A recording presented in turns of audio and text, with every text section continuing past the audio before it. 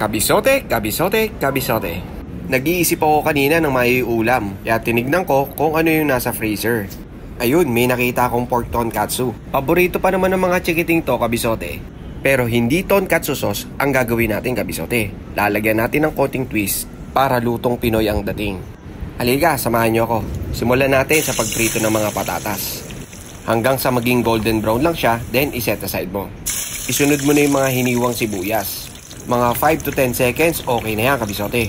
At syempre, papahuli pa ba yung tonkatsu natin? Iprito mo lang siya, kabisote, sa medium fire. Both sides yan, ha. Ayan, yung ganyang itsura, ayos na yan para juicy pa rin yung loob niya. Huwag mong kalimutan patuluin sa cooling rack, kabisote, ha, para hindi maging sagi yung mga pinirito mo. Ngayon, gawin naman natin yung sauce. Nandyan na po sa screen yung mga ingredients para madali ninyong sundan. Paki-screenshot na lang mga kabisote, ha. Pang pork steak nga pala, kabisote, yung magiging lasa niyan, ha. Ayan yung magiging Pinoy twist natin, kabisote. Then imegos-megos mo lang hanggang sa matunaw yung cornstarch. Tapos isasalang natin yan sa isang kawali. Isimmer mo lang for 3 to 5 minutes hanggang sa lumapot yung sauce niya. Tapos ibubuhos mo na lang yan doon sa pinirito mong tonkatsu. Ganyan na magiging itsura niya, kabisote. I-assemble mo na lang at i-garnish mo na lang ng onion leeks.